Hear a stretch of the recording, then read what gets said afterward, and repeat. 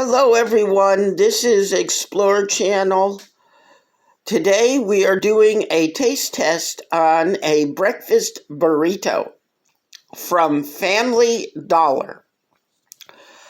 It is $1.25.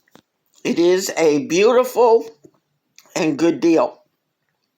You put them in the oven at 350 degrees for roughly 17 minutes. And here's what they look like when they are done and really cooked. They look very delicious just by themselves. But if you want, you can add on top of them sour cream, a little bit of salsa if you like, and a little bit of hot sauce if you require it. These are made they're made by a company,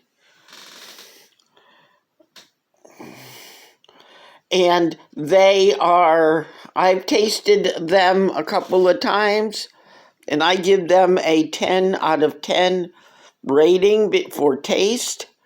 And they also have a lot of flavor inside of the burrito themselves.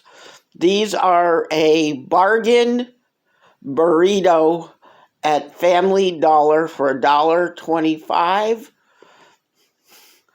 And I think they're very delicious myself.